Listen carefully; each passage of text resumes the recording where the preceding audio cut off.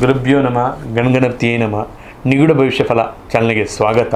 ಪ್ರಿಯ ವೀಕ್ಷಕರೇ, ಮೇ ತಿಂಗಳಲ್ಲಿ ಹುಟ್ಟಿದ ಜನಗಳ ಗುಣಲಕ್ಷಣ ಮತ್ತು ಸ್ವಭಾವಗಳು ಏನಿರುತ್ತದೆ, ಇವರು ಯಾವ ಕೆಲಸ ಮಾಡಿದ್ರೆ ಏನು ಅದೃಷ್ಟ ಬರುತ್ತದೆ, ಈ ವಿಡಿಯೋದಲ್ಲಿ ನಾನು ನಿಮಗೆ ತಿಳಿಸ್ಕೊಡ್ತಾ ಇದ್ದೇನೆ.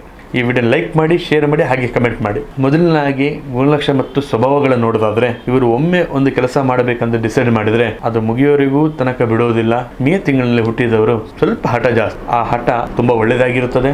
ಇವರಿಗೆ ಸೋಮವಾರಿತನ ಅನ್ನುವಂಥದ್ದು ಆಗುವುದಿಲ್ಲ. ಎಷ್ಟೇ ಕಷ್ಟ ಬಂದರೂ ಕೂಡ ಕೆಲಸ ಮಾಡೋದ್ರಲ್ಲಿ ಒಂದು ನಂಬರ್ 1. ಇವರ ಕೆಲಸಕ್ಕೆ ಶ್ರಮಕ್ಕೆ ತಕ್ಕಂತ ಫಲ ತಡವಾಗಿ ಸಿಕ್ಕಿದ್ರು ಕೂಡ ಸಿಕ್ಕಾದ ಭರ್ಜರಿಯಾಗಿರುತ್ತದೆ. ಪ್ರೀತಿ ವಿಚಾರದಲ್ಲಿ ಇವರು ನಂಬಿಕಸ್ಥರು.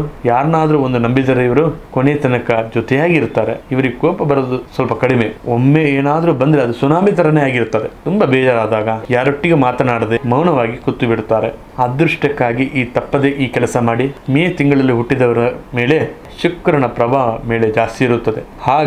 ಹಾಗಾದ್ರೆ ಶುಕ್ರವಾರದಂದು ಬಡವರಿಗೆ ನಿಮ್ಮ ಕೈಲಿ ಏನಾದ್ರೂ ದಾನ ಮಾಡಿ. ಪ್ರತಿ ಶುಕ್ರವಾರ ಮಹಾಲಕ್ಷ್ಮಿ ಅಷ್ಟೋತ್ತರ ಪಠನೆ ಮಾಡಿ. ಸಾಧ್ಯವಾದರೆ ಹತ್ತಿರದ ಮಹಾಲಕ್ಷ್ಮಿ ದೇವಸ್ಥಾನಕ್ಕೆ ಹೋಗಿ ಪ್ರಾರ್ಥನೆ ಸಂಕಲ್ಪನೆ ಮಾಡ್ಕೊಂಡು ಬರ್ರಿ. ಅತಿಯಾದ ಕೋಪ ಹಾಗೂ ಆತುರತ ನಿರ್ಧಾರದಿಂದ ನಿಮಗೆ ನಷ್ಟ ಆಗುವಂತ ಸಾಧ್ಯತೆ ಇರುತ್ತದೆ. ಹಾಗಾದ್ರೆ ಯಾವುದೇ ದೊಡ್ಡದಾದಂತ ನಿರ್ಧಾರ ತಗೊಳ್ಳೋ ಮುನ್ನ ಒಂದು ನಿಮಿಷ ನೀವು ಯೋಚನೆ ಮಾಡಿ. ಮೇ ತಿಂಗಳಲ್ಲಿ ಹುಟ್ಟಿದವರು ಮನಸ್ಸು ಮಾಡಿದರೆ ಏನಾದರೂ ಒಂದು ಸಾಧಿಸುತ್ತಾರೆ. ನೀವು ಕೂಡ ಮೇ ತಿಂಗಳಲ್ಲಿ ಹುಟ್ಟಿದವರಾಗಿದ್ದರೆ ಎಸ್ ಅಂತ ಕಮೆಂಟ್ ಮಾಡಿ.